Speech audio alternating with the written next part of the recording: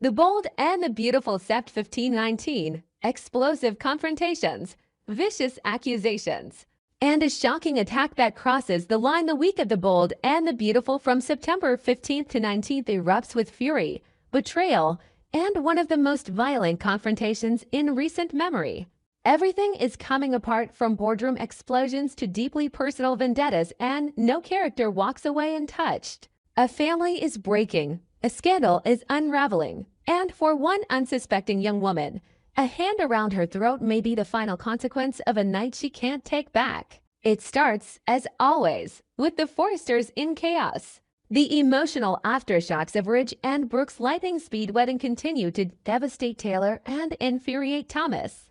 At the heart of it all, Thomas Forrester has had enough. He storms into the design office of Forrester Creations again, his rage no longer simmering but fully boiling over. The moment he sees Brooke standing there, composed, proud, wearing Ridge's ring like a trophy, he detonates. He accuses her again of manipulating Ridge, twisting his father's emotions, and doing what she's always done, destroy families to get what she wants. Brooke doesn't flinch. In fact, she confirms what Thomas fears most. The marriage is real, the commitment is final, and Ridge is hers. Thomas, breathless, turns to Ridge as he enters the room, begging him, pleading to say, "It's a lie. Dad, tell me she's lying. Please, tell me it's not true."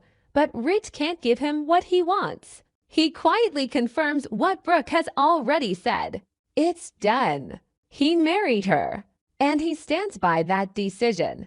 That moment shatters something in Thomas. His anger, his disbelief, his heartbreak, it all floods out in a burst. He slams his fist into the table, throwing accusations like daggers. He doesn't see this as love, he sees it as betrayal. To his mother, to their family, to everything Ridge promised when he was with Taylor just days before. Ridge, for his part, tries to remain calm, urging Thomas to accept the truth and stop blaming Brooke.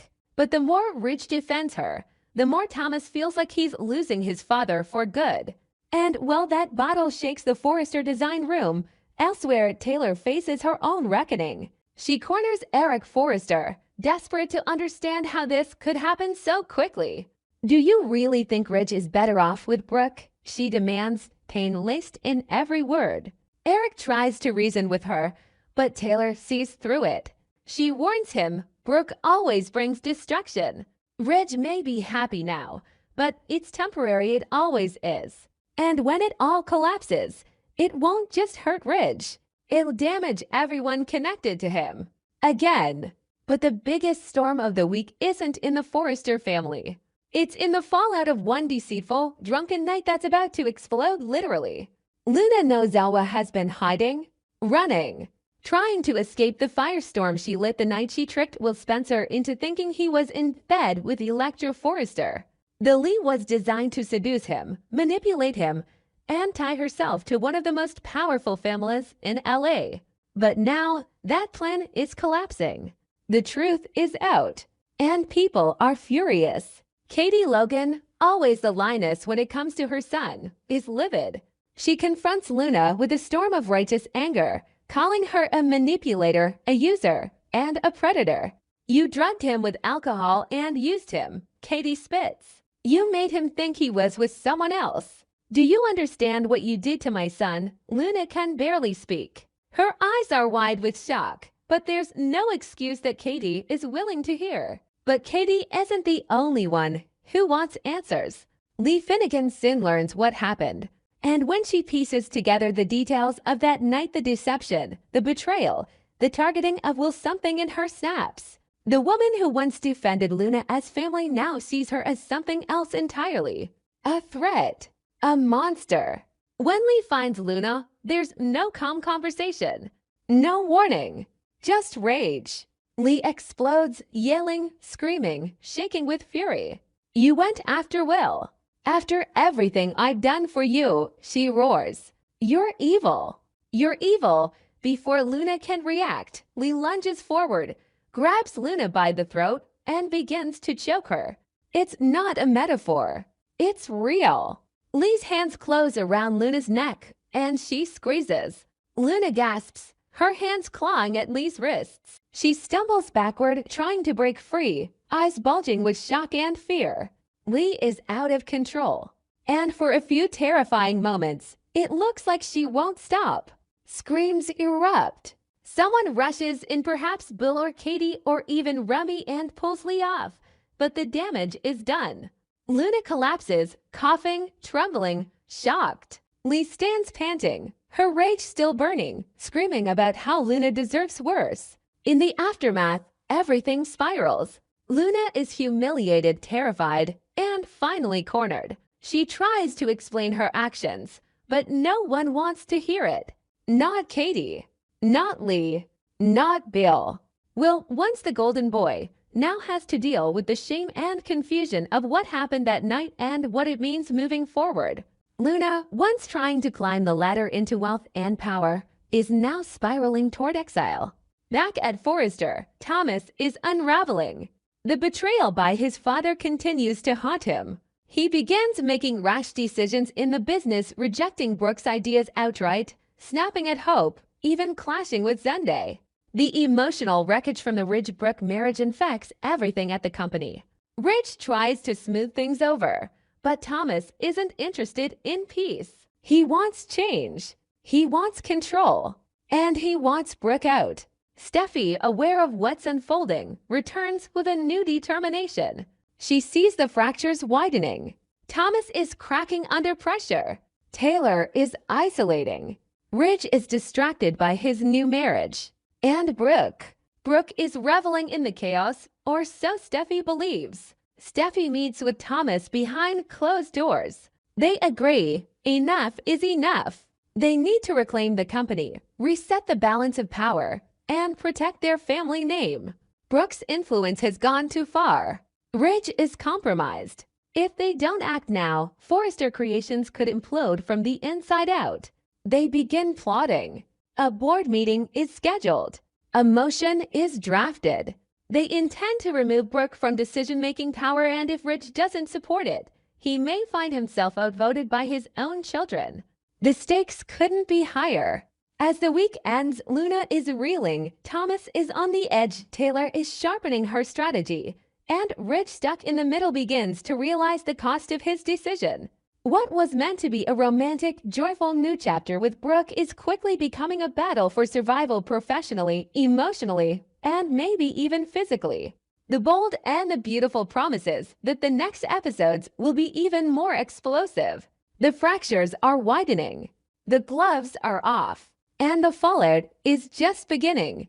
The bold and the beautiful September 15, 19, choking scandal, screaming confrontations, and a family on the brink. The week of the bold and the beautiful, September 15th to 19th, unleashes a storm of betrayal, violence, and moral collapse that leaves no one untouched. Emotions boil over. Secrets explode. And in a hallway that has seen decades of dramatic confrontations, a new level of brutality unfolds when a respected member of the Forrester Circle crosses a line that can't be uncrossed. This is not just another week of romance and rivalry, it's a reckoning. And by the end of it, one woman lies unconscious, a doctor faces the impossible, and a family is torn between justice and loyalty. It begins with a confrontation that was never meant to turn violent. Luna Nozawa had been hiding from judgment, from scrutiny, from the firestorm of rage circling her since the night she tricked Will Spencer into bed. That deception, one rooted in desperation, calculation, or something even darker, set off a chain of events that shook the Logan and Spencer families to their core. But Luna's reckoning doesn't come through legal means or corporate pressure. It arrives with fingernails, fury, and a mother's wrath. Lee Finnegan is livid. The moment she hears the full story, how Luna plied Will with alcohol, manipulated him into believing he was with Electra Forrester, and then tried to disappear into silence, something inside her snaps. She thinks about what she's done for Luna, how she treated her like family, trusted her, defended her. And now Luna has brought shame and danger into their world. It isn't just betrayal, it's war. The hallway at Forrester Creations becomes the battleground. Lee doesn't wait. She doesn't warn.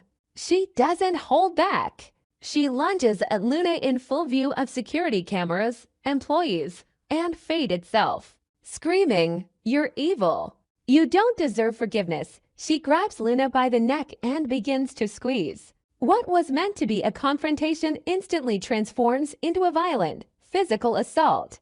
Luna struggles, gasping for air, eyes wide in horror. Her hands claw at Lee's, trying to break free. But Lee is unrelenting. The rage, the betrayal, the shame, it's all channeled into one shocking act. People nearby freeze.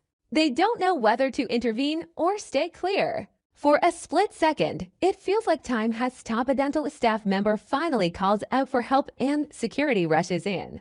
The security guard calls 911. It's protocol now. This is no longer an argument. It's an assault, and every second is being recorded. The hallway's security camera catches everything. Lee's face twisted in fury, Luna's body going limp, the struggle, the screams, the silence. None of it can be erased. None of it can be denied. And then comes Finn. Dr. John Finn Finnegan arrives to chaos. He's just left a tense conversation with Staffy about the family fallout over Ridge and Brooke's explosive wedding when he hears the panic in the hallway. He runs. He sees Luna, unconscious, crumpled on the ground. He sees his mother, breathing heavily, hands shaking, the imprint of what she's done still fresh. And now everything stops for him. Not as a husband, not as a son, but as a doctor. He checks Luna's pulse. It's weak. She's not waking up.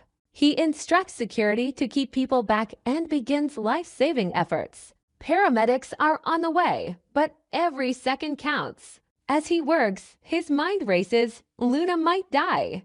And if she does, the woman responsible is the one who gave him life, his mother. Police arrive just as paramedics do. Questions start flying. Who's the victim? Who's the attacker? Are there any witnesses? And all eyes fall on Lee. She doesn't deny it. She doesn't apologize. She stands silent, proud even, as if she believes what she did was justified. Finn turns to her. His face is pale. "Mom, what did you do?" he asks. She doesn't answer. She just stares at Luna's lifeless body as it's wheeled into the ambulance. Now, Finn faces the most excruciating dilemma of his life. His oath as a doctor demands that he report the truth, that he stand with the victim, that he support law enforcement. But his heart, his loyalty, his blood all pull him toward Lee. She's his mother. She raised him. She's flawed, yes, but was she pushed too far? Back at Forrester Creations, word of the attack spreads like wildfire. Staffy is horrified. Ridge is blindsided. Brooke, still basking in her misses. Forrester Glow momentarily halts her gloating when she learns the company is now the center of a potential criminal investigation. But no one is more vocal than Thomas. He hears about the attack at the same time he's in the middle of another meltdown in the Forrester design office. His anger over Ridge's wedding to Brooke hasn't faded. It's intensified. He screams at Ridge, shouts at Brooke, throws accusations like knives. "She's poisoned this family," he roars. "And you keep handing her the dagger." Ridge tries to calm him, but the damage is done. Thomas feels betrayed by his father, abandoned by his family, and disgusted by how quickly Ridge moved on from Taylor. Now, with news that Luna, the woman who's been at the center of another deception, has been assaulted in the company's own building, Thomas sees a bigger picture. The family is unraveling. Justice, morality, loyalty, all of it is up for grabs. And while Thomas screams inside the building, outside, reporters begin circling. One leak and the media swarms. A respected doctor assaults a younger woman inside Forrester Creations. The headlines write themselves. Questions explode. Was Luna set up? Was she truly a manipulator? Or was she another young woman used and discarded by the powerful? Is Lee a monster? Or a mother pushed past her breaking point? The Forrester family is forced into a public relations nightmare. Legal teams are called. Statements are drafted. But nothing can erase the footage. The camera doesn't lie. And that final image leaves hands on Luna's throat, Luna going still plays over and over in the heads of everyone who sees it. Meanwhile, in the hospital, Luna finally opens her eyes. Her throat is bruised, her voice weak. She remembers everything. She remembers the rage, the lack of air, the terror. And now she has a choice of her own: press charges and risk destroying what little family she has left, or stay silent and become complicit in the cycle of abuse. Finn walks into her room. He looks wrecked. He saved her life, but he also loves the woman who tried to take it. He asks her not to speak yet, just rest. But the silence between them is louder than words. As the week ends, a cliffhanger looms. The police review the security footage. Charges are prepared. Luna's condition stabilizes. Finn stands in the hospital hallway, staring at his reflection, wondering who he is now: a healer, a son, a witness, or a traitor. The Forrester office remains divided. Thomas, still seething, vows to cleanse the company of every manipulator, liar, and saboteur, starting with Brooke. Steffi prepares to take control. Taylor, devastated by Ridge's betrayal, quietly considers whether to come forward in support of Luna finally turning the tide in a company run by double standards. And as Lee sits in a cold interrogation room, her hands trembling slightly, she waits. Not with regret, but with certainty. She did what she believed had to be done. But now she faced the law. And the family? The family will never be the same.